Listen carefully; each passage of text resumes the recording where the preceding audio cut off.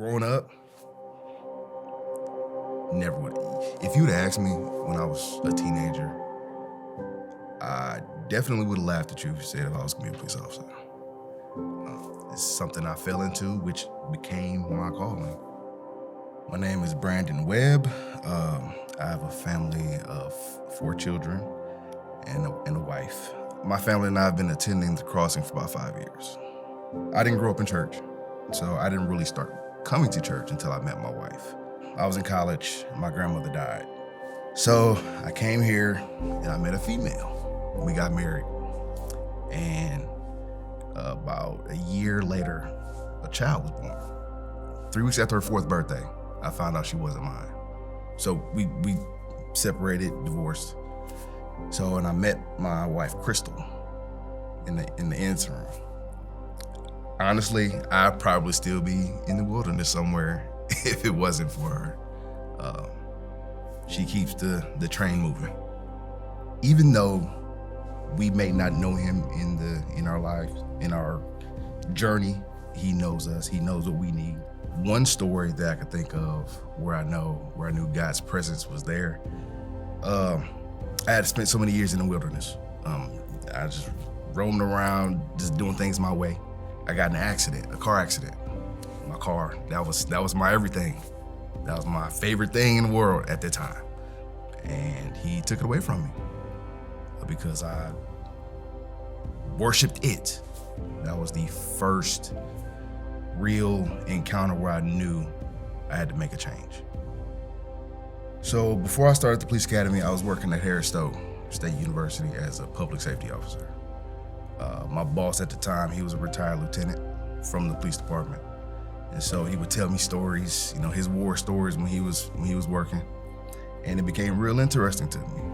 And one day he said, "Hey, you'd be a good police officer." Like, okay, I guess.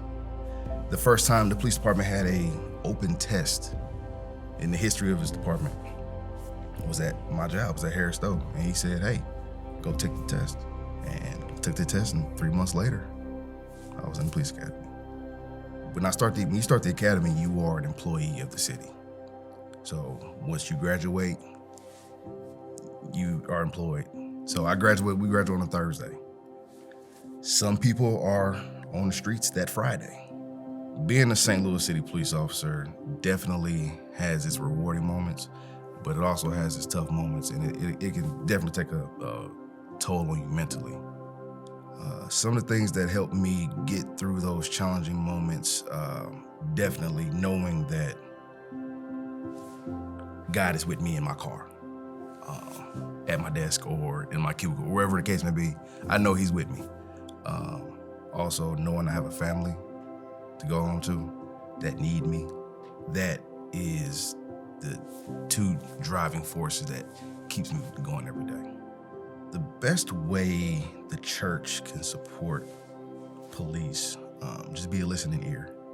We don't like to talk all the time. We don't like to tell our war stories, especially to those who are not in the law enforcement field. So when it does come time for us to talk, we just need a listening ear because we don't always have that. The one thing that I would say that is hope-filled about the city is that there are still good people in the city, in this area.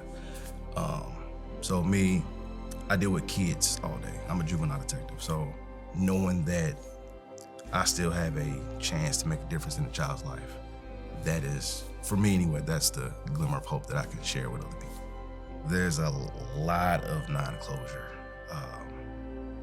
I would say the good majority of our interactions, we won't see the final results of how that person turned out or whatever happened to that with that incident. It does take a mental toll sometimes because you run into people like, man, I really want to keep up with this person. I really want to, follow up with this person.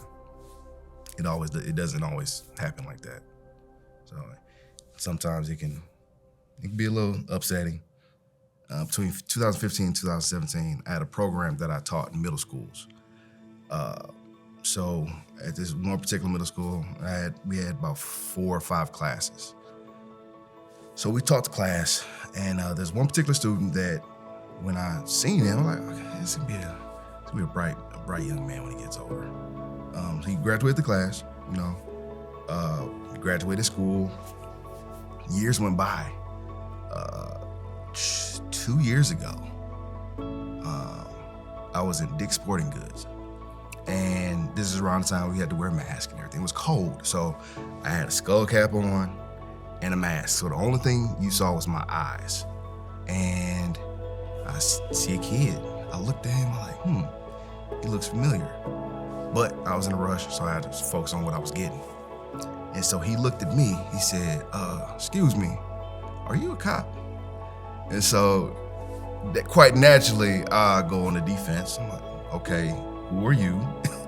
And like, who sent you? How do you know who I am? I say, yes, and how do you know that? And he said, my name is such and such. I'm like, and he named his school. I'm like, oh my gosh. And it became a nice reunion, and it was boggling my mind, like, how did you know it was me? Because all you could see was my eyes. And he hadn't seen me since. So he told me that he still has my business card and all the materials that we gave him in class. It really made my day, because you don't always see the back end, especially in our line of work. You deal with somebody and then you go on to the next one. You deal with somebody and go on to the next one. In order for me to not become callous and cold-hearted to the people I serve, I have to keep in the back of my mind that whatever's happened to this person, they didn't ask for this to happen. They called us for a reason. They need help. For whatever case may be, wherever they call for, they need help, and it's not their fault. A lot of them are tossed into a situation that they can't fix. They don't know how to handle it, and a lot of times they cry out for help in different ways. I definitely feel like I'm doing God's work, especially dealing with kids. Everybody is not capable of dealing with kids in the certain situations that they are going through.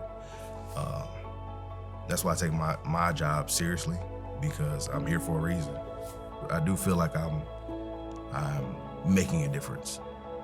There are so many tough and bad things that I've seen that we see on the news. Knowing that God is not finished with St. Louis in this area, God is always putting pieces in place. I know God is not finished with me because I'm still here. And I know He has bigger things for me.